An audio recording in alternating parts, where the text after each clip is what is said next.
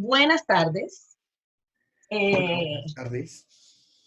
Hoy tengo el placer de entrevistar a una persona muy especial desde México, el maestro Jay Harisin. Bienvenido, maestro. Muchas gracias. Sat Bachet, ¿verdad? Sí, Bachamí, Bachi, Emilia, me dicen de todas maneras. Muy bien. Es un placer tenerlo por acá, compartiendo algunas experiencias que vivió en estos años cuando conoció al maestro Yogi Bayan. Eh, entonces, bueno, en el grupo de Yogi Bayan en español, algunos participantes quisieron aportar alguna pregunta para poder hacérsela hoy en la entrevista. Muy bien. Entonces, A ver si puedo contestarlas todas, Bernie. las que no sepa, bueno, Que no sepa, pero no sé, pero no. El maestro dijo que nunca había que decir no sé, no puedo. No, entonces siempre hay que encontrar el modo. te respondo There is always a way through, decía el maestro. exactamente. Entonces, ya me tienes en la silla. Ok, qué compromiso. Ok, entonces, vamos de una vez a la primera pregunta. ¿Cómo conoció a Yogi Bayan? Esa es una cosa que cuento en varios de mis videos que tengo en mi, Ok. no sé si los viste. Sí, sí los vi, pero por si acaso la gente que vaya a ver la entrevista no ha visto los videos, entonces, Claro, pero tú lo viste, ¿no? Entonces, sí. es un poco largo, pero creo que vale la pena porque yo creo que todo el mundo tiene una manera diferente de llegar a su camino espiritual. O sea, todos tenemos vidas diferentes, tenemos pasados diferentes, tenemos capacidades diferentes, tenemos formaciones diferentes, educaciones diferentes, y nos toca lo que nos toca. Yo tengo un pasado, soy de la generación de los más benjamines, de la generación del 68, o sea, de los que en 1968 se sublevaron un poco.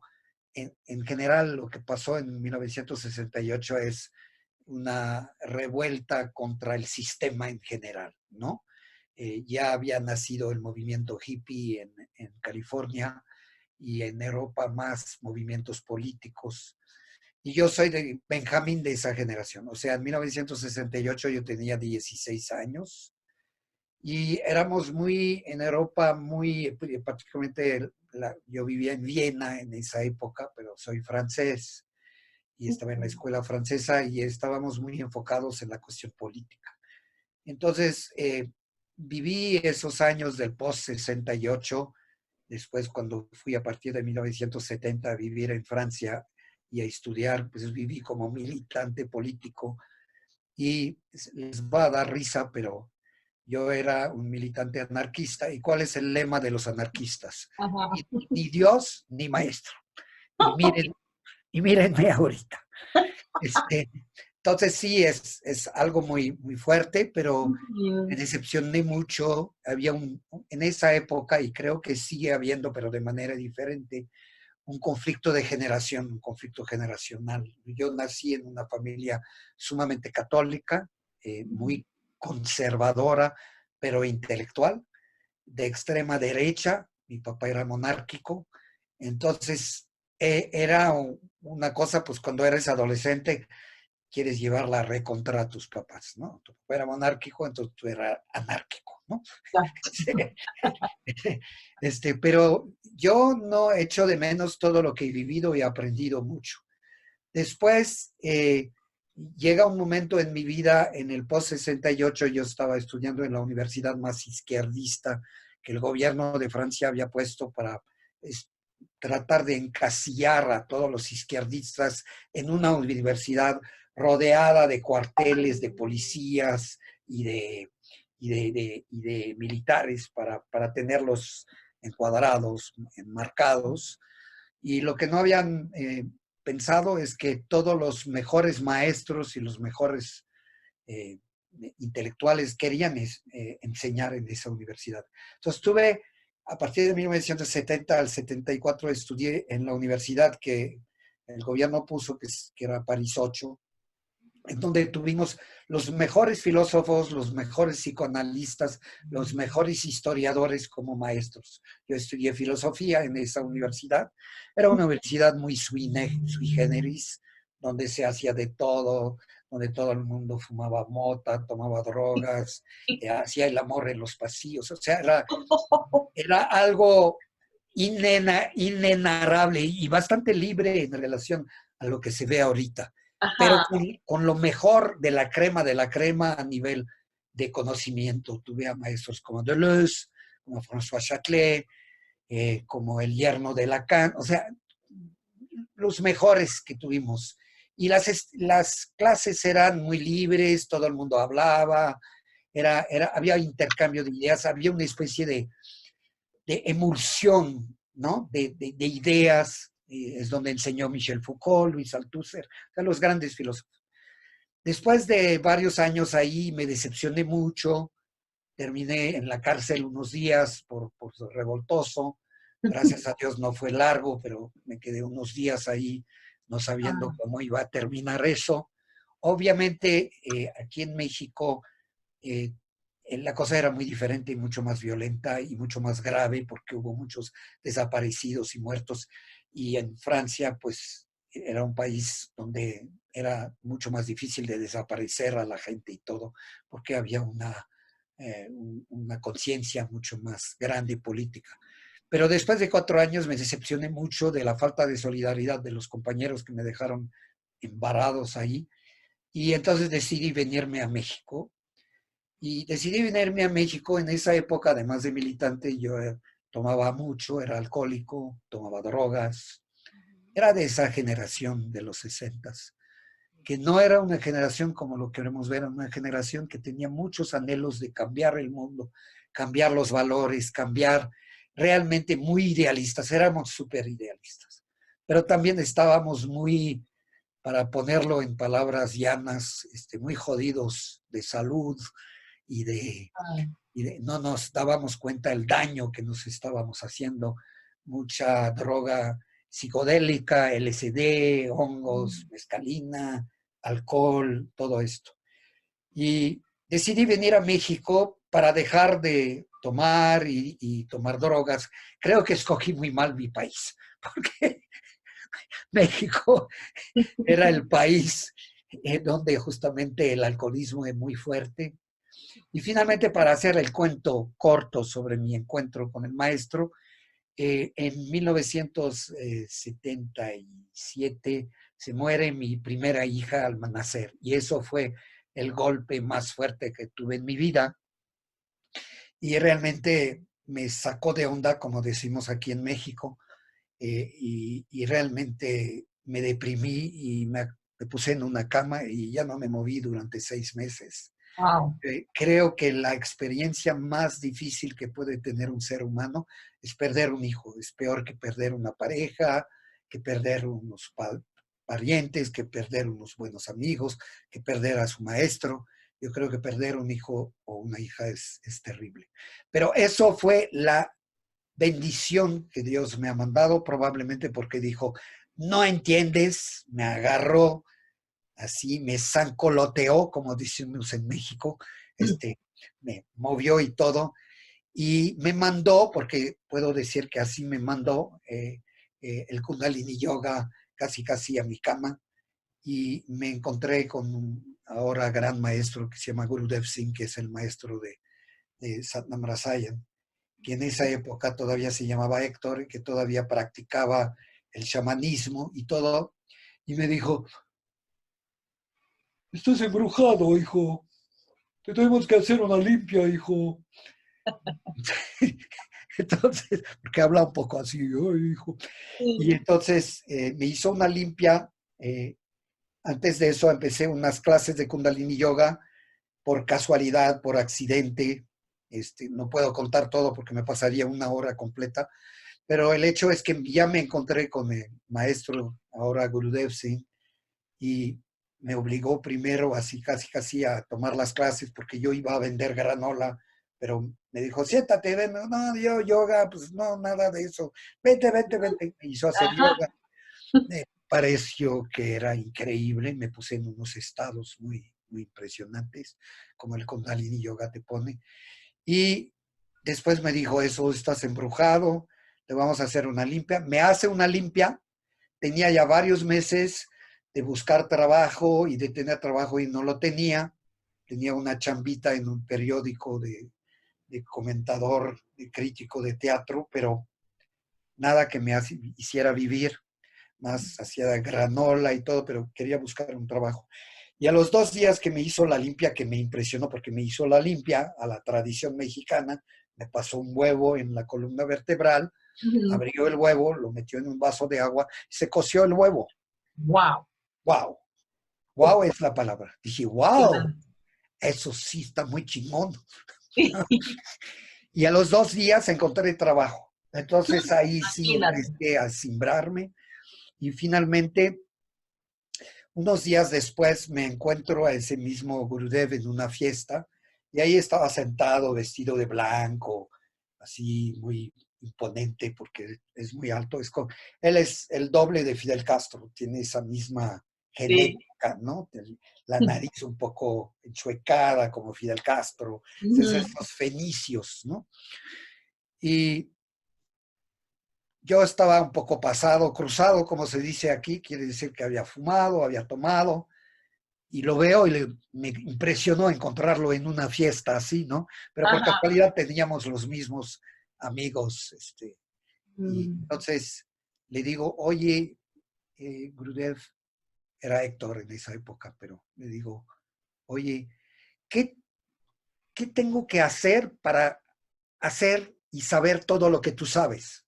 Él era chamán en esa época. Y me dice, muy sencillo. Y me dijo, eh, tienes que venir conmigo a hacer yoga todos los días, vamos a hacer varias horas de yoga. Y le dije, ¿qué tengo que saber para saber todo lo que tú sabes? Y yo era muy ambicioso. Mm. Me dijo, pues eso, hacer yoga. ¿Y qué tengo que hacer? Me dijo, pues tienes que volverte vegetariano, tienes que dejar de tomar alcohol, tienes que dejar de tomar eh, eh, este, eh, Drogas. drogas. No me Mm. dijo dejar de fumar porque él fumaba todavía en esa época. Ah. Lo dejó un mes o dos después. Y entonces le dije, pues, piece of cake, pues órale. ¿En serio? Pues, ¿Hizo cake? ¿cuánto tiempo? Porque primero le digo, ¿y en cuánto tiempo voy a saber todo eso? Y Ujú. me engañó, me dijo, en una semana. Si en una semana te cae, sí, en una semana. Pues órale, dejamos la carne, el alcohol, las drogas, todo, no hay problema.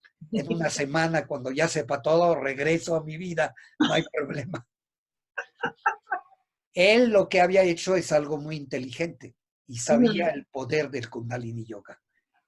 Eh, y cuento todo esto porque tengo que honrar a Gurudev, porque gracias a él, él me llevó a los pies del maestro. Y él es el que, gracias a él, Dios me mandó a él para que yo llegara a los pies de Yogi Bayan. Y entonces, después de una semana, él sabía que yo iba a cambiar completamente. Hacíamos 6 horas de yoga al día. Me tenía ahí, él estaba acostado en su cama, Wow. veía telenovelas y yo me acuerdo, estaba en un espacio muy reducido entre, Ajá.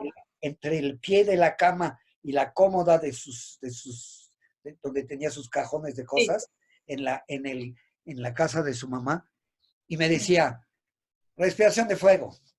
Y me decía, y él seguía viendo su telenovela. Y levántate, y ahora levántate, vamos a correr a los viveros. Y corríamos a los viveros, y ahora a los viveros, y hacer y todo. Y yo sufría como una bestia. Este, no me podía ni alcanzar las rodillas con las manos. Era algo muy terrible. Pero él sabía cuando me dijo eso, que en una semana iba a cambiar tanto, que jamás, por lo mínimo, jamás volví a comer carne ni nada, me volví vegetariano de un día para otro y yo era muy carnívoro, me encantaba la carne. Mm. Y dejé las drogas, desde entonces jamás volví a tomar drogas. O sea, fue así. Volví a tomar alcohol, seguí fumando cigarros durante un año y un Ajá. año después tuve problemas con mi esposa, que quedamos casados 35 años, o sea, ahí teníamos apenas 3 años de casados. Ajá. Y tuvimos nuestra primera hija, porque en esto mi esposa estaba embarazada, Ujú. y cuando tuvo un año mi hija, el 8 de septiembre de 1979, pues yo me puse una guarapeta, como decimos en México, terrible, y mi esposa dijo, ya no te aguanto, ya, vas para afuera. Entonces fui con la cola entre las piernas al ashram a pedirle a Babaji, que era el director del ashram, oye, quiero hacer una temporada de 40 días en el ashram para curarme, para sanarme, Ujú. para ya dejar el alcohol y todas esas cosas. Bien. Y entonces entré en el ashram el domingo 16 de septiembre de 1979 Ujú. sin antes dejar de ponerme una borrachera de aquellas 4 días antes, diciendo a todo el mundo que ya iba a La dejar el última. alcohol y todo el mundo me decía, sácate borracho. Entonces, entro al ashram, fumo mi último cigarro que en mi vida he fumado el 16 de septiembre, entro Ajá. al ashram de María Luisa, que es un ashram emblemático que dirigía Babaji, que fue el fundador del Kundalini Yoga en México y ahora ha dejado su cuerpo hace algunos años. Ajá. Y, y entro al ashram y empiezo a practicar la vida que se tiene en un ashram con sadhana diario, o sea, levantarte a las 4 de la mañana viviendo en un cuarto con puros solteros, éramos como 6 en el mismo cuarto, todos uno como sardinas en el mismo cuarto. Y yo con la idea de que me iba a quedar 40 días y que me iba a Sí. curar de todo, pero lo que no había calculado, Ujú. que no sabía, es que el maestro Yogi Bayan iba a llegar 15 días después de que entré al ashram. Wow. Ni idea tenía que iba a estar. Y la verdad, Gurudev me había hablado muy poco del maestro, decía el yogi, el yogi. Ujú. Más le hablaba, pero no tenía la idea. Y es más, Gurudev me dijo, ni vas a aguantar en el ashram. O sea, me prometió así, No aguantas. no vas a aguantar. Y yo dije, fue como un reto, ¿no? No vas a aguantar. Pues, Ah, sí, no. sí, como que no voy a aguantar. Sí, yo voy a aguantar. Y por el día 5 de octubre el maestro llegó, Yogi Bayan, y entré al ashram y era algo muy nuevo para mí. Yo era medio intelectual y entraba al ashram donde nadie había leído nada, no leían, no tenían cultura general, eran Ujú. otro tipo de medio. Y yo me Sí. sentía muy solitario, me ponían a lavar los baños, me ponían a hacer, y sentía todas esas cosas muy raras. Y fui solo, sin mi esposa. Ajá. Y hablaban todos del maestro, el maestro y Yogi Vayan, y el yogi, el maestro, ya me traían hasta el copete con el maestro, ya me traían el maestro por aquí, el maestro por allá. Nada más sabían hablar de eso que iba a llegar. Y hay que decir que cuando el maestro llegaba al ashram, Babaji, el director, renovaba completamente el ashram, cambiaba las alfombras, pintaba las paredes, todo se hacía nuevo, o sea, se preparaba el ashram, realmente se ponía y yo veía a todo el mundo se me hacía tan extraño y yo pensaba que había leído eh, eh, a, a, eh, autobiografía de un yogi de Paramahansa Yogananda y yo pensaba que Yogananda era mi maestro y que yo hacía Kundalini Yoga, o sea, no tenía ni idea. Y finalmente llega el maestro y yo estaba en la cocina y te digo cómo conocí al maestro porque sí fue clave. Yo estaba en la cocina haciendo unas berenjenas, me acuerdo que cocinaba, unas berenjenas Imagino. con Ajá. queso, ¿cómo se llama? Ay, queso fresco seco y una salsa de jitomate. Y todo el mundo, ya llegó el maestro. Ese día había ido a Los Pinos, que es la residencia del presidente de México, a comer. Y llegaba de esa, eran como las 6 de la tarde. Y yo me asomo de la cocina y lo veo entrar Te juro, así les juro a todos, fue como una iluminación, como un samadhi completo. Me iluminé así. Nunca pensé que alguien podía provocar en mí esa sensación. Entonces, me quedé así, regreso a la cocina a mis berenjenas y la gente se da cuenta que estaba en un estado así completamente alterado de la conciencia y me dice, ¿qué te pasó? Y entonces yo les dije, pues es como tomarme unos 3 ácidos a la vez. No lo podía creer. Bueno, en esa época el maestro Yogi Vayan todavía daba los tantras, ¿no? ¿Todavía daba qué? Daba los tantras. Ah, Él pretendía en dar el tantra el y eran tantra blanco. de tantra yoga blanco Ajá. y eran de 3 días, viernes en la noche, sábado todo el día y domingo Wow, qué hasta el largo. mediodía. Entonces, pues tantra llega, después tuvimos tantra, unas 2, 3 horas y yo dije, wow, ¿qué es eso? O sea, yo la verdad nunca lo había practicado. Y entonces, para la gente que no conoce el Tantra, es un yoga Kundalini multiplicado por 100. Es algo fuertísimo. Entonces, el maestro ahí nos dice, si quieren una cita conmigo, pues hablen con mi secretaria, que era Satsimran, que estaba con él, Satsimran Kar, y yo los recibo. Entonces yo al día siguiente le digo a Satsimran, hoy quiero tener una cita con el maestro hoy en la noche, cuando termine el tantra, puedo tener. Me dice, sí, mira, cuando, cuando tú estás ya a las 7, cuando termina el tantra, te sientas abajo de las escaleras, esperas y te vamos a llamar.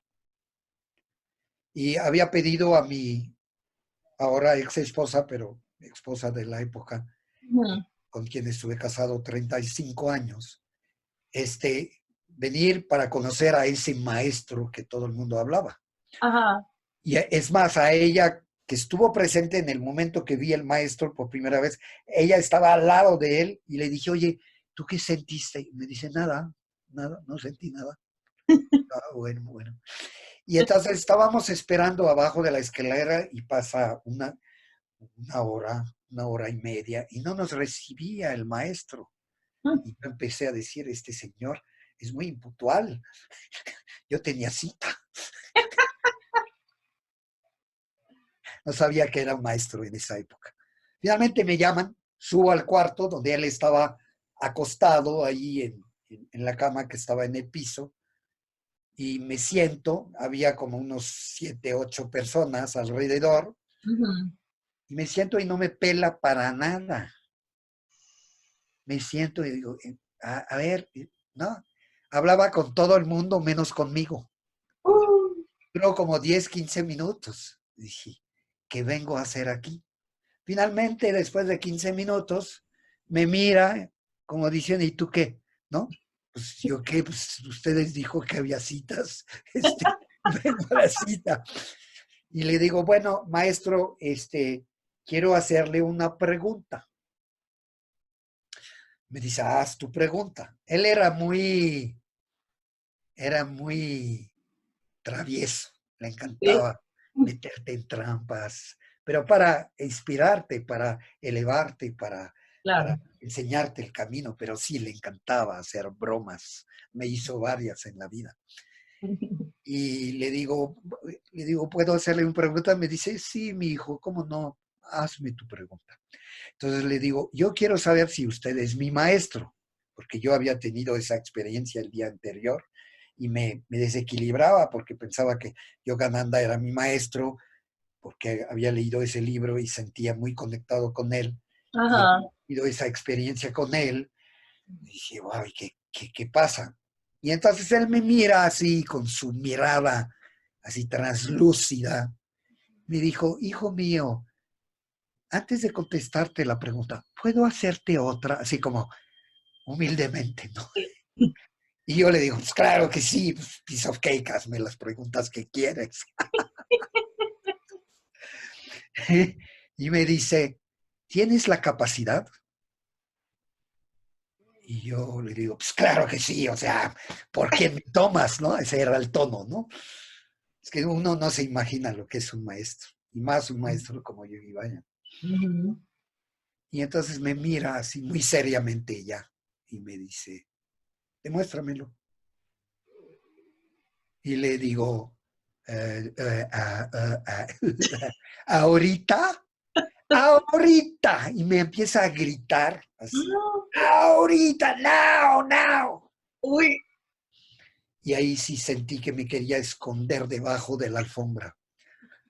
¿Sí? Y me grita y me mira después de un rato que no había podido contestar. Obviamente, ¿cómo le iba a demostrar una pregunta así? Yo no tenía ni remota idea. Ujú. Y me dice, ajá, eres muy bueno para hacer preguntas, pero no eres muy bueno para contestarlas, ¿eh? Y yo calladito me veo más bonito, ¿no? Sí.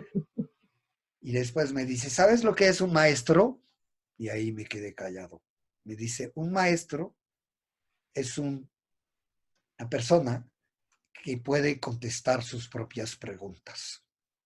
Bueno, yo dije, calladito.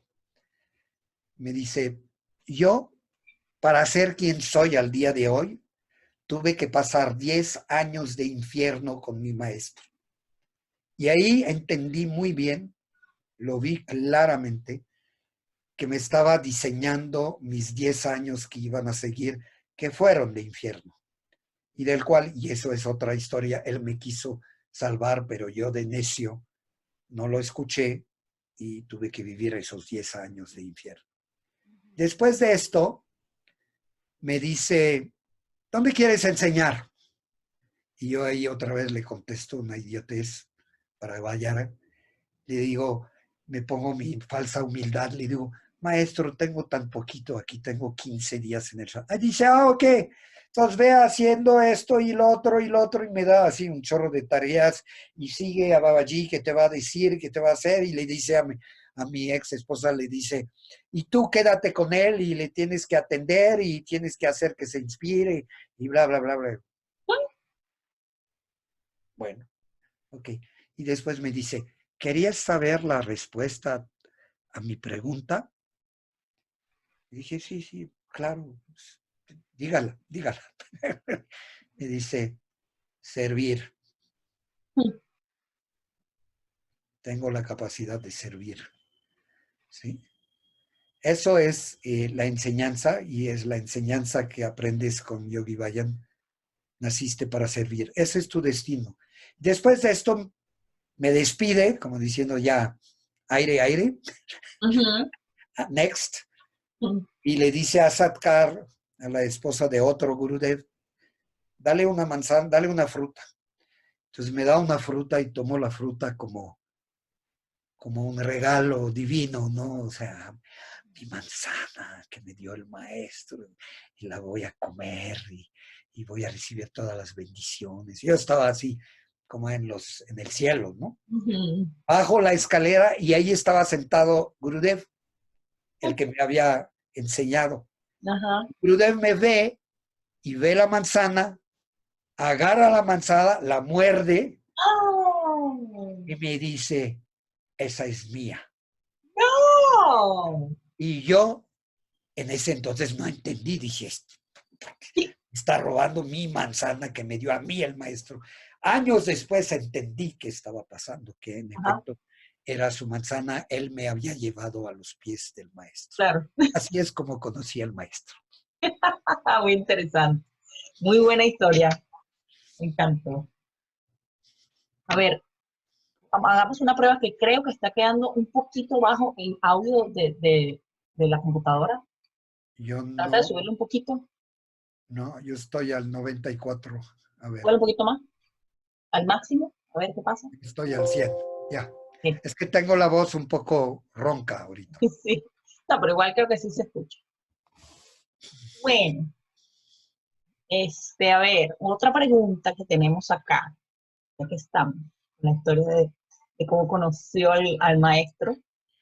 Eh, una de las preguntas dice, ¿cuál de los crías que practicó en las veces que pudo ver al maestro Yogi Vaya le impactó más? Entonces son demasiadas. Yo creo que no puedes decir. Que eh, una la fue. que, la que me dio en la torre, la primera fue con Gurudev, que fue Sat Kriya, Ujú. que es cuando estás eh, poniéndote en postura de roca y estiras tus brazos arriba y haces Molvan, dices Sat, Nam, Sat, Nam. Eso es muy bueno para cuando estás intoxicado, para desintoxicarse. En esa época que empezamos a practicar no había muchos manuales, había fotocopias de máquinas de escribir, no existían las computadoras Ah, y había un cría que practicábamos mucho, que era el Surya Kriya, que lleva, que lleva muchas ranas. Yo creo que las ranas son un ejercicio, un workout, un ejercicio completo, pero un cría en especial, son muchos crías. Lo que sí puedo decirte que es que en mi vida hasta ahorita practiqué 3 meditaciones de 1000 días y, y cada una me ha marcado mucho. Si yo puedo decir una meditación, creo que es la que más me marcó porque la hice en 2 épocas de mi vida. mm, La hice primero 60 días, 2 horas y media, que es el Kirtan Kriya, que es el Satanama, sí, Satanama. bueno. Eso lo hice y fue un infierno para mí. Eso lo hice como a los 2 años de empezar Kundalini Yoga. Mm, Fue muy fuerte, de veras es un arrojador de basura, fue muy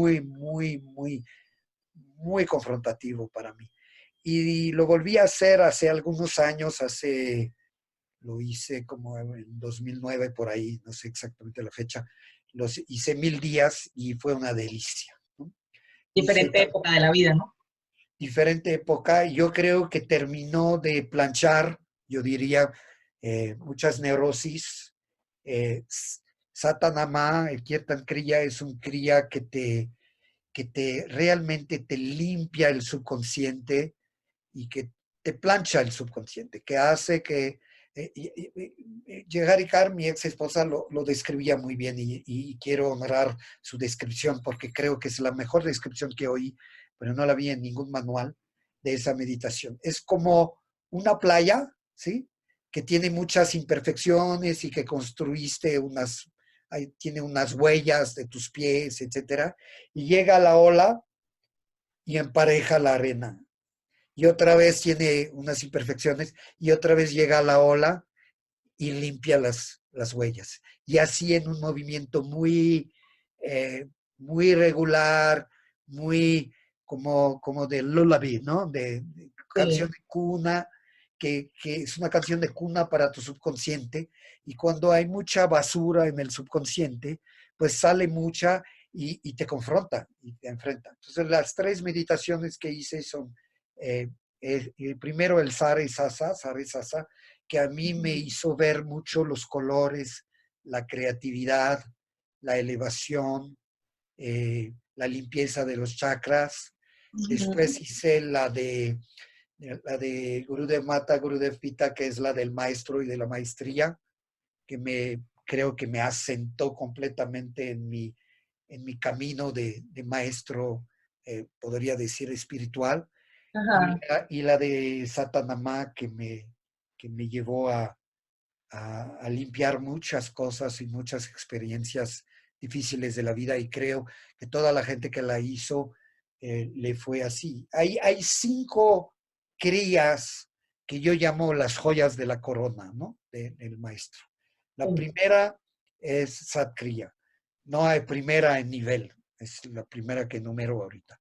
La otra es el Econcar largo, que uno tiene que haber hecho una vez en su vida 40 días, 2 horas y media. La tercera es Kirtan Kriya. La cuarta es Canto a Guru Ramdas, ¿no? Guru Guru Wahi, Guru Guru Ramdas. Y la joya de la corona es Sudarshan Chakra Kriya, que esto lo hice 60 días, también 2 horas y media, en un momento muy difícil de mi vida, donde mi vida estaba en peligro y en donde el maestro, puedo decirlo sin entrar en detalle, me salvó la vida y, y lo hicimos junto con Yeharikar y con Govind. Hicimos 60 días antes de que el maestro llegara a México y la hicimos durante 2 horas y media y también fue algo muy difícil, muy fuerte, muy confrontativo, pero que recomiendo a todo yogi que quiere confirmar su eh, cuestión de yogi, su esencia de yogi, lo haga en su vida. Y si lo puede hacer 1000 días, tengo varios alumnos míos que lo han hecho 1000 días, yo no, y realmente han transformado totalmente su vida. Pero para hacer Sudarshan Chakra Kriya creo que justamente hay un curso que se llama las 21 etapas de la meditación, y la última meditación, justamente la joya de la corona, es Sudarshan Chakra Kriya. Es el Kriya más elevado que existe. Espero haber contestado más o menos tu Claro pregunta. que sí. Y por ejemplo, el Kirtan Kriya, yo supe que fue comprobado científicamente, ¿verdad? Que ayudaba mucho la parte de la salud mental, Sí. ¿cierto? Yo francamente me vale gorro, como decimos en México, si está comprobado científicamente o no. Pero si le puede dar gusto a algunos que se Claro, es compruebe que hay gente que, científicamente, exacto, está muy bien. Yo hay gente creo que para la gente que necesita esa especie de background de para comprobación no. sentirse más seguro, que hablen con Satbir Singh, que es un científico de, justamente ayer dio un webinar Ujú. sobre ciencia y yoga. Yo definitivamente creo que lo más importante es tu experiencia y cómo ha trabajado en ti. Claro que creo que la ciencia y el yoga se encuentran porque son parte del conocimiento humano, son parte de lo mismo. Exactamente. Eh, Aquí tengo otra pregunta. La comunidad del grupo de Kundalini Yoga, ¿La comunidad de qué? perdón, del grupo de Yogi Vayan en español. En El grupo de español, Yogi en Vayan en español. español. Ujú. Dice, ¿cuál fue la experiencia más profunda que tuvo mientras meditaba con Yogi Vayan? La experiencia más profunda que tuve, tuve una y fue al principio de mi práctica de Kundalini, fue en un tantra. Y Ujú. puedo decir, ese es o sea, tuve 2 experiencias muy fuertes con Yogi Ah, Bhajan. Muchas experiencias increíbles en los tantras del solsticio y todo, pero tuve 2 especialmente muy especiales. ujú. Una fue al principio, y es como la miel que te dan al principio para que sigas durante años añorando esa, y fue una experiencia de samadhi, una experiencia en donde ya no respiras, ya tu cuerpo ya no late, ya no hay nada y estás completamente elevado. Fue en un tantra y dije, wow, ¿qué es eso? Pero te entra una especie de desesperación y regresas, y a partir del momento que dices va a durar o no va a durar, es cuando ya regresas. Pero es una experiencia increíble donde no, no hay nada, todo se vuelve una especie de aire entre ti y todo lo que ves, y ya no hay nada. Te retienes la respiración y ya es indescriptible. Fue una experiencia muy bonita y pensé que en los tantras que iban a seguir iba a volver a tener ese tipo de experiencia, pero nunca la volví a tener. Tuve experiencias muy bonitas, pero nunca volvieron y no importa. O sea, Ah, sé que existe y sé que está, justamente había visto en el libro de Yogananda que describía este tipo de experiencias. Y la segunda fue una experiencia muy especial en Guadalajara y fue como a la 1 de la mañana, 12:30, estábamos sentados con el maestro, éramos ya como 20 personas, muy pocas, ¿no? Y de pronto el maestro me dice, ¿qué es lo más importante en la vida? Y empiezo a decir mis idioteces, ¿no? Como siempre, ¿no? El amor. Dice, no, idiota. Este, lo más importante es saber el peso de tu nariz, el peso de tu lengua, el peso de tus labios Y lo miro así y le digo, qué raro, porque ese es el tipo de preguntas que te haces cuando tienes 7, 8 años. Ese es el tipo, cuando tienes 7, 8 años, tienes preguntas existenciales muy fuertes de qué es el infinito, qué es el espacio. Y me he encontrado que muchos niños tienen esas experiencias y hasta cuando le entran muy fuerte, hasta les entra una especie de miedo que te entra porque te conectas con el infinito. Y entonces me contesto, esas son las preguntas más importantes. Y después me fui cambiando de lugar. Yo estaba ahí a su izquierda y después me cambio y me pongo exactamente enfrente de él y ahí pasó algo increíble. Él se transformó y yo sabía que se transformaba nada más para mí, que nadie más en el cuarto tenía esa experiencia. Se transformó en Guru Ramdas. Y se transformó en Guru Ramdas como, no sé si conocen y conoces esas figuras de los asirios de Babilonia que tienen así como esas cosas redondas, no sé cómo se llaman en español. Eh, todo es unas figuras de asirios muy de piedra.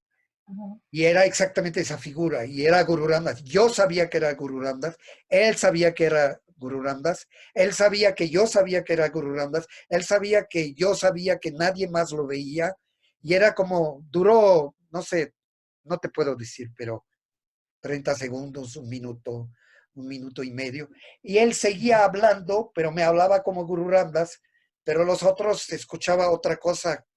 Eso fue dos experiencias extranaturales, sobrenaturales que tuve en Wow, mi qué vida, que bonito. fueron increíbles y no me siento ni con ningún título de nobleza por haber vivido esas experiencias. Yo creo que fueron regalos que el maestro de pronto hacía.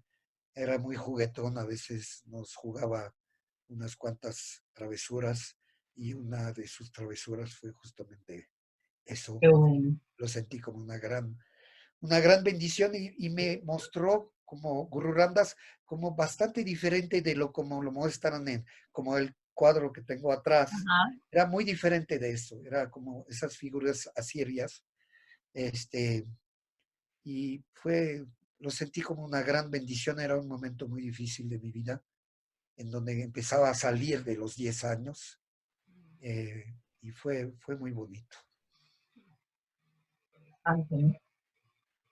Y quiero reafirmar que una cosa que quiero decir en esto, y me quiero referir a una entrevista que dio Gurudev a la revista de Iquita, México, de la Asociación de Maestros de México, donde él decía, y yo comulgo totalmente con esa declaración que hizo Gurudev, el hecho de haber sido alumno directo del maestro no nos confiere ningún título de nobleza, ninguna ventaja competitiva, ni nos hace mejor, ni nos hace superiores, porque desgraciadamente veo que mucha gente dice, fui alumno directo de Yogi Bayan y eso. No, fue una gran bendición, eso ni qué, ni qué, ni qué, ni qué. O sea, fue increíble, o sea, los momentos en cada año que podíamos pasar con el maestro fueron momentos inmemorables, memorables. Olvídate, con unas enseñanzas que cada venida del maestro puedo decir que estábamos aprendiendo una tonelada de cosas que nos quedaba todo el año. Pero como lo dijo muy bien Gurudev, dijo, hasta podríamos decir que es más sano que no hayan conocido directamente al maestro, porque el maestro era tan carismático que te ganaba en su carisma, ¿sí? Y entonces te podías engañar, y hay muchos que se engañaron, que quedaron con el carisma del maestro y no con las enseñanzas del maestro. Y los Mm, que no han conocido al maestro conocen las enseñanzas en su pureza, ¿sí? mm. Y eso es lo que más importa. Él siempre dijo, no me sigan a mí, sigan a mis enseñanzas. Y yo creo que ahí está la enseñanza. Entonces quiero quedar muy claro que ya que estás haciendo esas entrevistas a Los todos los veteranos. veteranos, que sí nos da experiencia, hemos aprendido un chorro, olvídate, o sea, increíble, pero no nos da ningún título de nobleza. La próxima pregunta. eh, ¿Qué cree que pensaría Yogi Berra de la forma como ha crecido la comunidad Kundalini en Latinoamérica? Él ya sabía, ¿Sí, es ¿no? cierto? Sí, él ya sabía, no los dijo. O sea, no tanto de Sudamérica. Sudamérica no tiene nada de especial. En Latinoamérica, digo, en Latinoamérica completa. Latinoamérica, sí, no tiene nada de especial. O sea, él sí tenía una actitud muy diferente en Estados Unidos de cuando venía a México, porque México es el único país de Latinoamérica que él visitó, si no estoy equivocado. Ujú. Entonces, él en México era todo amor, nos trataba con mucho cariño y mucha devoción. En Estados Unidos los trataba como a traileros y a traileras, porque los gringos no son muy amorosos como los latinos, ¿no? Entonces, Ah, él nos decía, y los americanos que lo acompañaban cuando venía a México, le preguntaban, oye, ¿por qué usted es tan buena onda con los mexicanos y a nosotros nos trata tan duramente? sí. Y era muy diferente. Entonces, él ya sabía que la comunidad latinoamericana y de todo el mundo, no es nada más Latinoamérica, por todos lados está creciendo exponencialmente los practicantes de Kundalini Yoga. Lo que es triste es ver que muchos se van por la vía libre y ya no se apegan a las enseñanzas del maestro. Las enseñanzas del maestro Yogi Bayan no son para nada dogmáticas, son enseñanzas muy libres. Y es triste, por un lado, ver a algunos fanáticos, ¿sí? Muy cerrados, y por otro lado, a otros que se van por la vía libre, que ya no enseñan cubriéndose la cabeza, que mezclan miles de cosas y todo. No, tu estilo es tu estilo. Y el maestro dijo, nunca me voy a meter con ningún estilo, pero la Ujú. enseñanza es la enseñanza.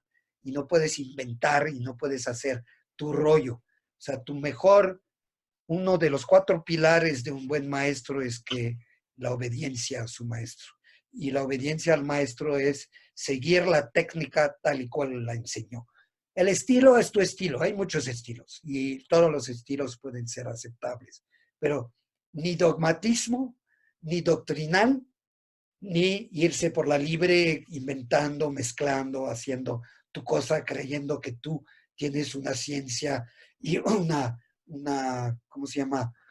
Una mejor manera de hacer las cosas. No, tienes que dar la enseñanza que él dio, que es muy rica, enseñó más de 5,000 crías, ¿sí?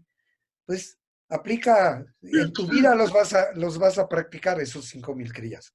¿Para qué tienes que inventar cosas, no? Yo veo maestros muy antiguos, ¿no?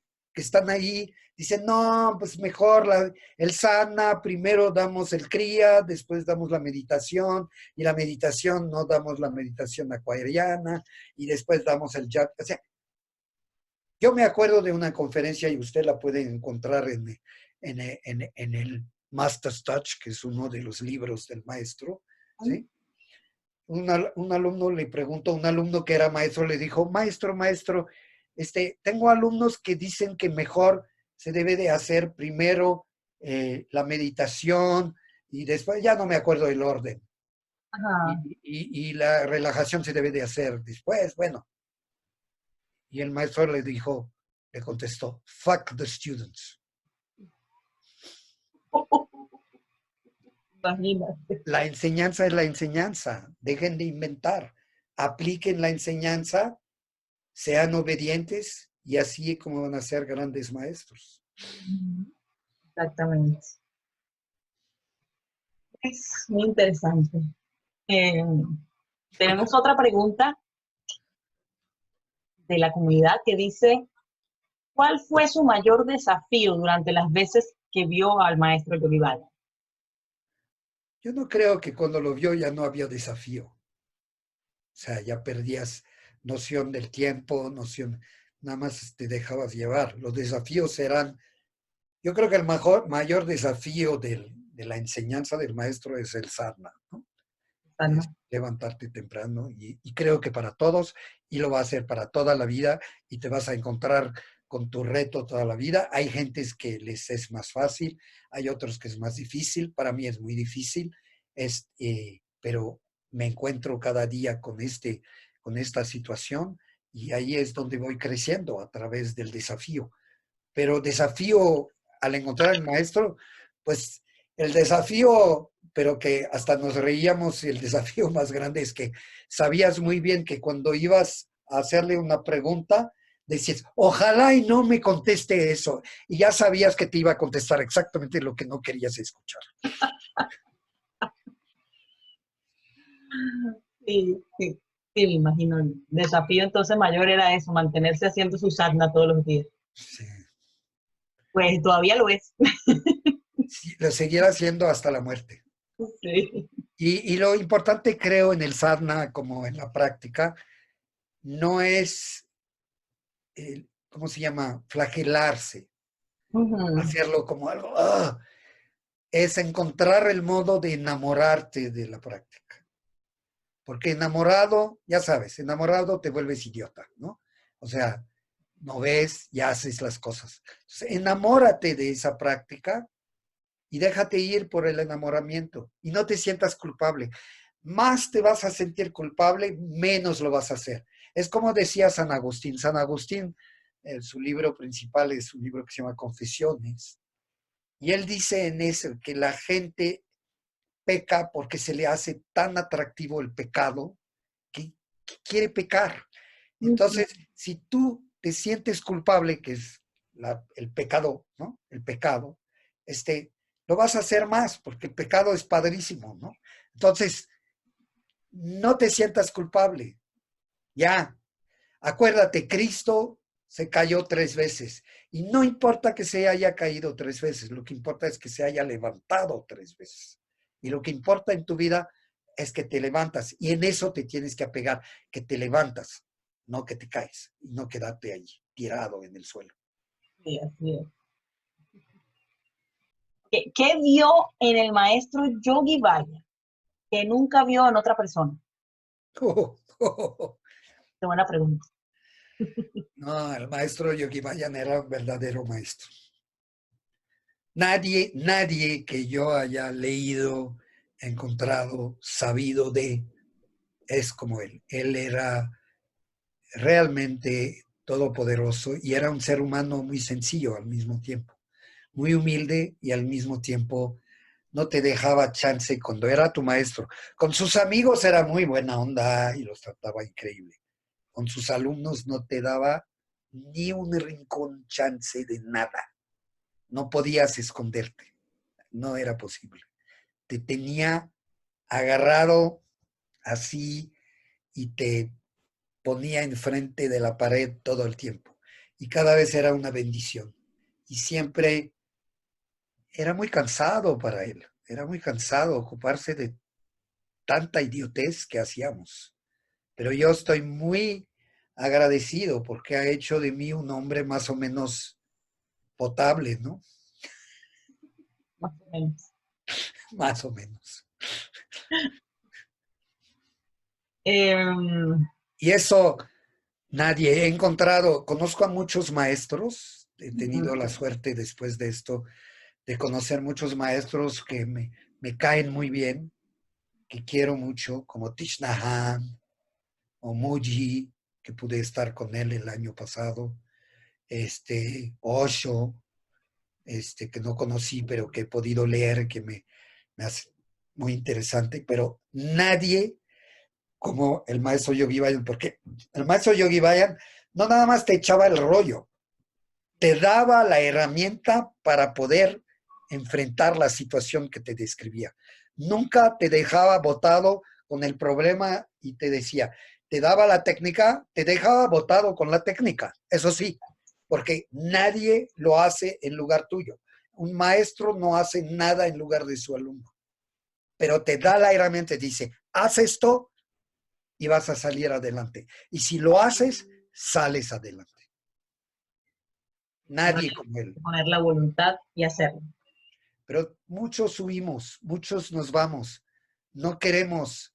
Es tan poderosa la técnica que nos ha enseñado y el estilo de vida que nos ha enseñado que muchas veces nos da miedo, nos confronta y muchas veces no lo queremos hacer y nos vamos. No hay que estar ahí, no importa si te caes, levántate y todo. Mucha gente, a mí me caen muy bien los budistas, por ejemplo. Tengo un hermano budista. Tengo un hermano budista y otro que es benedictino y que es sacerdote católico. Entonces somos una familia un poco variada, ¿no? Variada. Sí, tenemos los colores del arco iris en la familia. Y mi hermano me dice, tú vas a terminar budista. Le digo, no, me caen muy bien los budistas, me siento muy bien con los budistas, pero esta vida vine a ser un Sikh, bien que mal, hago mi mejor esfuerzo y voy a ser Sikh y soy alumno de Yogi Bayan y esa es mi vida. Muy probablemente voy a reencarnar porque estoy lejos de la iluminación, pero esa es mi vida de ahorita. A lo mejor en otra vida seré budista, pero voy a terminar. El maestro dijo, cuando tú te encuentras a tu maestro, stick to him.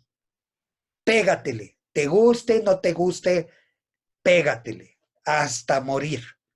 Y yo me pego a Yogi Bayan hasta morir. Lo amo, lo respeto, aprendido con él, me ha dado mis buenas y mis peores. Y aquí estoy y moriré probablemente con eso, sin ninguna pretensión. Y compartiendo sus enseñanzas, que es lo más importante, ¿no? Claro, me dedico a eso. Ok, una pregunta más. Me acaba de ocurrir, no la hizo la comunidad, pero yo sé que a mucha gente le da curiosidad. Y ya creo que también esta pregunta se la hice a Amrit Singh, que fue mi trainer en el curso de profesorado. El buen Amrit Singh. Sí. Lo quiero mucho. ¿Cómo es? La pregunta sería algo así como que, ¿qué tan fácil o difícil, dependiendo cómo se vea, ¿no? O cómo es vivir de las enseñanzas de Kundalini Yoga? O sea, que eso sea lo que tú haces para ganarte la vida. Yo creo que el maestro nos dejó claramente que no podíamos vivir de las enseñanzas. ¿Por qué? Porque te contaminas, te corrompes, ¿sí? Porque si quieres vivir de las enseñanzas, quieres más alumnos, quieres ser popular con tus alumnos. No, no debes de vivir de las enseñanzas. Ajá. Puedes vivir, dar cursos, enseñar, compartir y todo, pero tienes que buscar otra fuente de ingreso. Por ejemplo, yo organizo conciertos. Okay. Yo doy sesiones de healing. Yo doy sesiones de coaching, ¿no? Yo tengo otras fuentes de ingreso. No podría vivir de las enseñanzas. Hay que diversificar, porque hay gente que se lo pregunta, ¿cómo hago para vivir? O sea, me han preguntado, Yo cuando voy a hacer entrevistas me han preguntado eso. a mis alumnos les digo, nunca piensas que vas a vivir de las enseñanzas. Primero, porque no es tan fácil, porque toma años tener a un grupo de alumnos lo suficientemente sólido para que te dé un ingreso razonable, pero no vivas de eso. Búscate una manera, otra manera de vivir. Yo tengo consultas, como te digo, organizo conciertos, produzco a Deva Premal, produzco a Snatam, produzco a Mirabai, y a través de esos conciertos, 1 o 2 al año, también tengo un ingreso interesante. Por otro lado, organizo viajes a la India, antes 1 vez al año, ahora 2 veces al año, y eso me da un pequeño ingreso también, pero que me ayuda en mis ingresos. Yo vivo sencillamente, bien, vivo muy bien, estoy muy contento, pero no soy rico ni... Claro. Todo está relacionado con las enseñanzas, porque me dan mucho gusto, me da mucha alegría, pero y si puedo hacer algunos negocios de pronto que vienen, que sobrevienen, que me dicen, ¿quieres tienes una conexión con esto y quieres ganarte una comisión de esto, perfecto, lo hago. Pero principalmente doy coaching a altos ejecutivos y a políticos, y hago esas producciones de la gira de Snatam en toda Latinoamérica. Hice la de Deva Premal, este año voy a hacer nada más la de México, también de Mirabai, la de México. Y pues son ingresos que no te hacen millonarios, pero que te hacen vivir bien Claro, y tus consultas, ¿no? claro. Interesante. Ok. Em, tenemos otra pregunta. ¿Qué fue lo que más lo marcó o aprendió con Yogi Berra? Son muchas cosas, no podría decir lo que más. Les voy a contar otra historia que me marcó mucho, Ok. que es, eh, una vez estábamos en Acapulco, muchas veces pasamos con el maestro en Acapulco, en Ajá. el Hotel Princess, que ahora se llama Fairmont, creo, que tiene una alberca maravillosa con cascada y ahí nos pasábamos horas con él. Y ese año el maestro no tenía una suite, tenía un cuarto muy grande. Y entonces llegamos a su cuarto y el cuarto estaba lleno, pues, como unas 20 y 30, pero era un cuarto normal de hotel, eh, como un junior suite, pero chiquito, para él. Para otros es un cuarto grande, ¿no? Y entonces Babaji era el director de aquí, de México, y el maestro trabajaba mucho la cuestión del dinero con él. Siempre que llegaba a México le decía, Babaji, tu cartera, y agarraba la cartera y le tomaba todo el dinero y empezaba a repartir a todos sus secretarios y a todo el mundo. Ajá. Y a Babaji le encantaba siempre tener, pero varios miles de dólares en su bolsa, ¿no?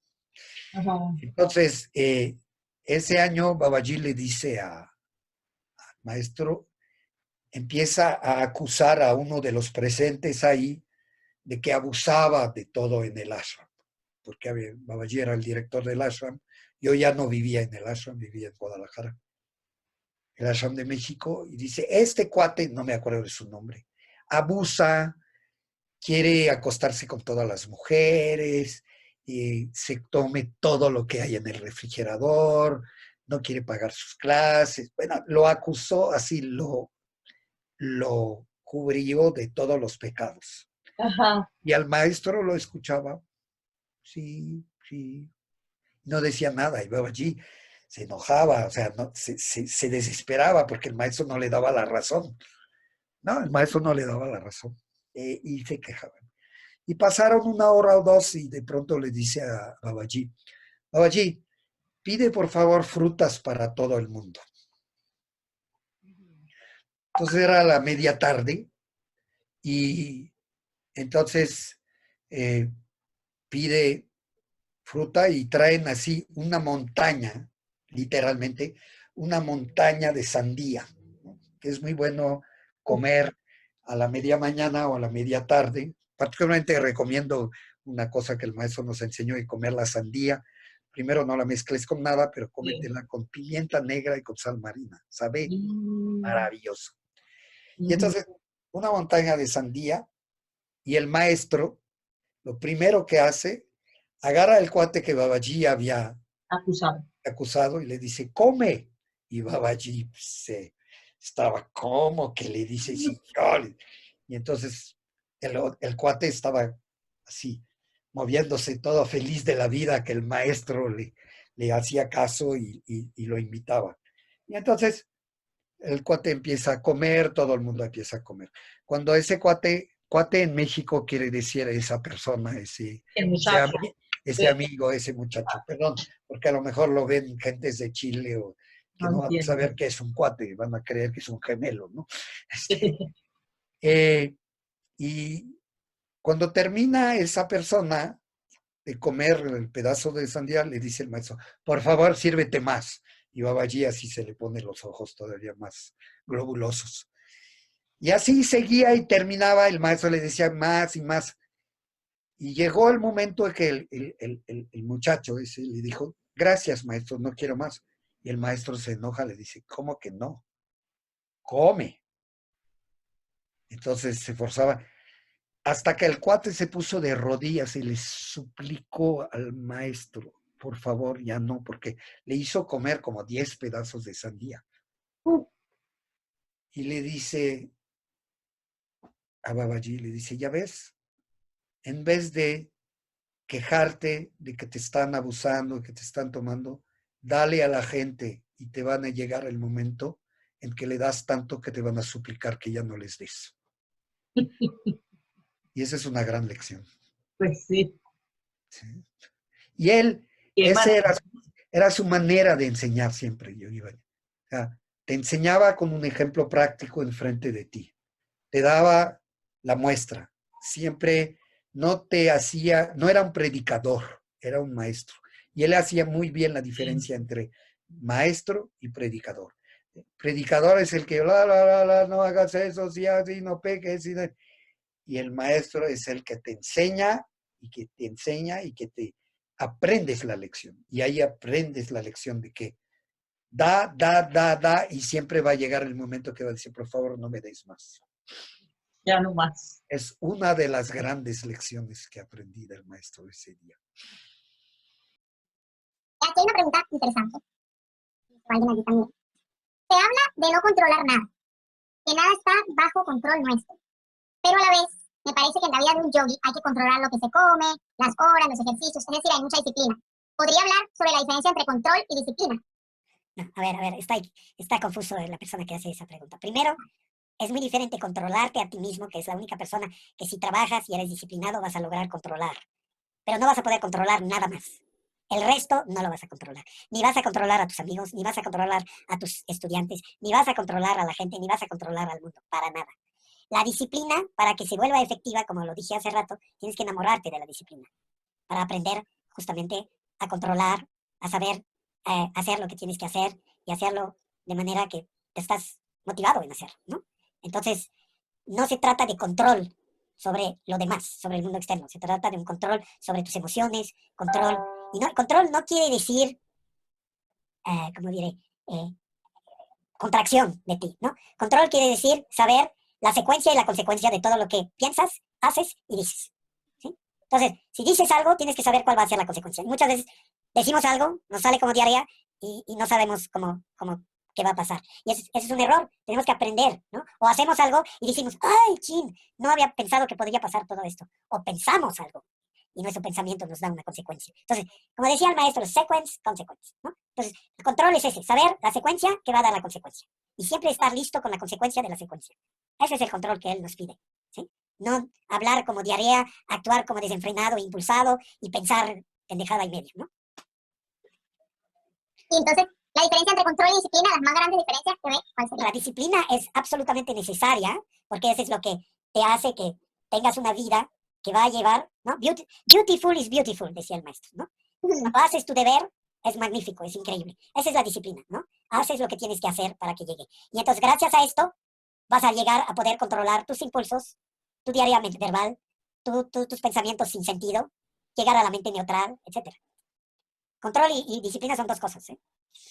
Pero una te lleva a la otra, La ¿no? disciplina te lleva al control de ti mismo, De ti no de mismo. los demás. La de La los cosa es que muchas veces quieres controlar a los demás, ni siquiera sabes controlarte a ti mismo. Muy cierto, muy cierto. A ver,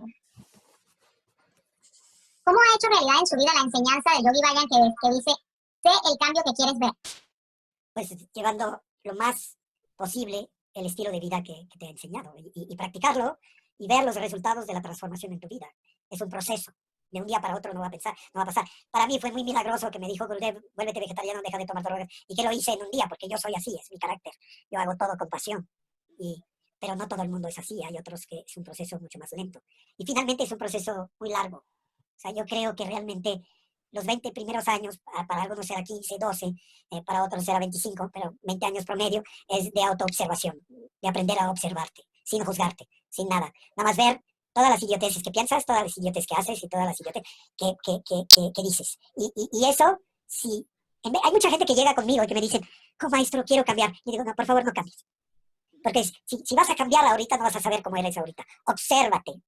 Y cuando ya te hayas observado, sabes cuál es el inicio, cuál es el punto inicial, y de ahí vas a poder empezar a tener tu proceso de transformación. Y ese proceso de transformación es muy rápido los estados a los cuales llegas de manera elevada en el Kundalini Yoga. La curva es muy rápida, pero el proceso completo de concientización y de conciencia es un proceso largo, es un proceso.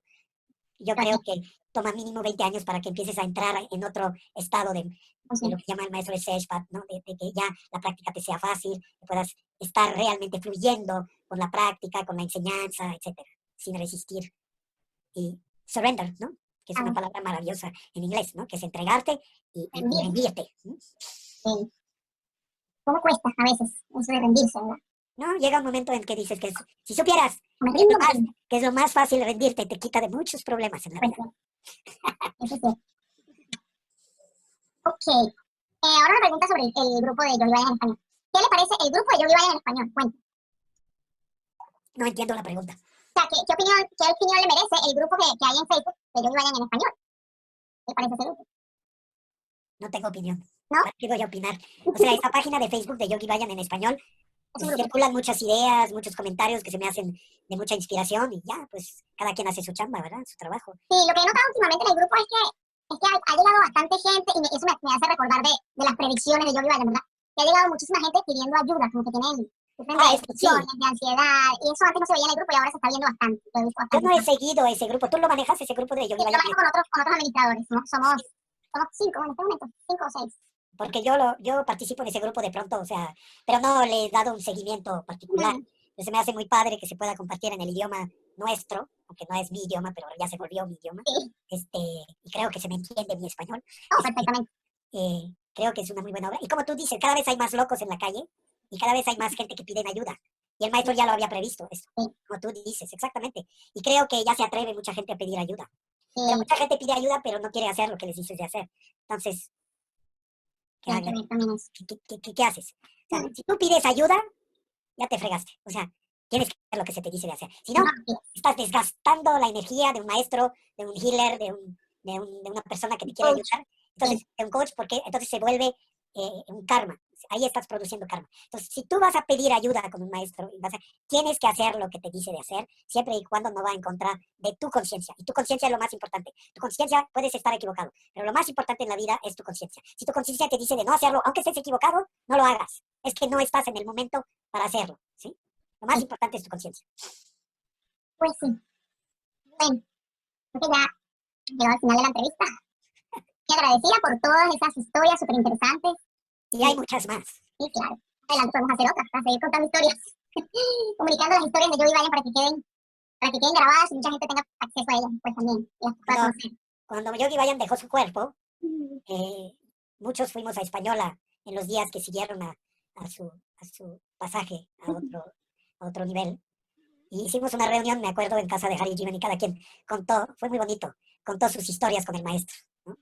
Y realmente son historias, son memorables, son increíbles. Es que realmente el maestro tenía, además de tener un amor profundo, tenía una inteligencia, era como un samurái que cortaba por lo corto lo que tú le preguntabas, no había bullshit, o sea, olvídate, era, y había mucho sentido del humor, o sea, yo me acuerdo de una historia, no la tengo completa, pero la podrías preguntar a Guru Tej Singh, de Española. Una mañana llega Guru Tej Singh, y no tengo toda la historia, no me tomen, pero se me hizo así muy emblemática historia. Llega Guru Tej Singh, que es el de Akal Security, llega con el maestro le dice, ¿qué haces aquí?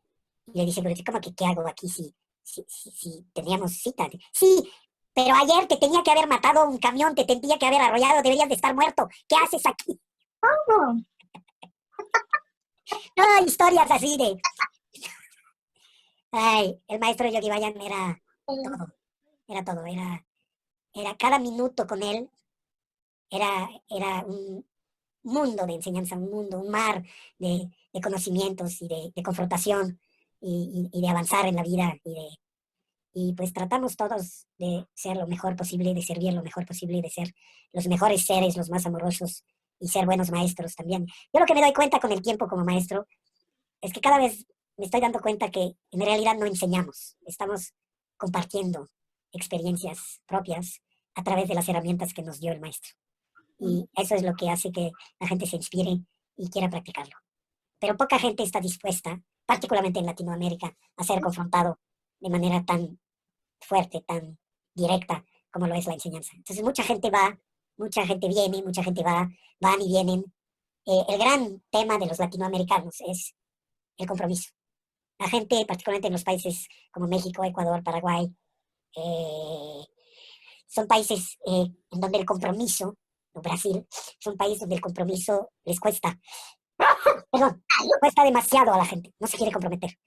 Entonces, tenemos que aprender a comprometernos, porque el compromiso es lo que te da la libertad. El compromiso es lo que te enseña el amor. Si no tienes compromiso, sí, a veces fallas en tu compromiso, no es el fin del mundo, pero tienes que tener esa línea en tu vida del compromiso y del surrender, del rendirte y de agachar tu cabeza. Porque al final de cuentas, ¿cuál es el trabajo de un maestro? El trabajo de un maestro es que tu alumno termine por inclinar su cabeza en frente de algo más grande que él. Y cuando tu alumno inclina su cabeza, hace ese surrender, ya tu trabajo de maestro casi se cumplió. Ah. Sí, una buena reflexión Bueno, para todos los que quieren enseñar también, a lo que sea, no solamente con Dalín y yo, ser un buen maestro es ser un buen alumno. primeramente, ¿no? Y el ser rebelde, yo soy muy rebelde, no quiere decir que no vas a ser un buen alumno. Quiere decir que cuando aprendes, aprendes de a de veras, ¿no? Sí. Porque tuviste que hacer todo un trabajo de aceptar, Rendir. rendirte. Esa sería la palabra clave. Servir y rendirte. Importante, ¿no? Pues espero que te haya cumplido. Por supuesto. Muchísimas gracias por esta entrevista tan linda. Espero que te sirva, espero que le sirva a mucha gente para que se inspiren, que incursionen, particularmente a la gente que no conocen ese camino, que incursionen y aprendan y que encuentren su maestro. El alumno escoge al maestro, no el maestro al alumno. Eso nos los enseñó también el maestro. ¿Puedo contarte una última historia? Claro. Hoy me la acordaba justamente porque hoy se murió Satnam Kar, que era una de las maestras veteranas de aquí de México, ella era británica, y justamente esa experiencia la vivimos con Satnam Kar, especialmente, y había otra gente, pero el maestro tenía de un lado a Satnam Kar y del otro lado a mí con sus brazos abiertos y sobre los hombros de cada uno, y eran las 6 de la mañana, algo así. Y dice el maestro, ay, qué cansado es regresar cada 2000 años. Y entonces yo miro a Satnam Kar y nos miramos todos los que estaban en el cuarto. ¡Qué cosa! Bueno, pasó esto. Ajá. Y como en el transcurso del día, un alumno le dice al maestro Yogi Bhajan, oiga maestro, usted es un gran maestro, es un gran yogi. ¿Por qué tuvo que regresar a vivir en esta tierra? Usted ya era alguien realizado, no tenía que haber regresado. Y el maestro contestó, no, cometí un gran error en mi vida, una de mis vidas anteriores. Y el alumno le dice, pero ¿qué error cometió? Y él contestó, es que escogí a mis alumnos. ¿Sí? ¿A quién? Y es que escogí a mis alumnos. Oh, tiene que ser al revés. Atención, un maestro no escoge a tus alumnos, te viene lo que te viene, te toca lo que te toca. Y ahí aprendimos que un maestro no Escoge a los escoge a alumnos. tus alumnos. Es hasta el maestro también aprende sin escoger a sus alumnos. Pues Todos claro, aprenden. todo el mundo aprende. Todo el mundo aprende de todos. De todo el mundo. Bueno, ahora sí, muchísimas gracias por esta entrevista maravillosa. Satnam.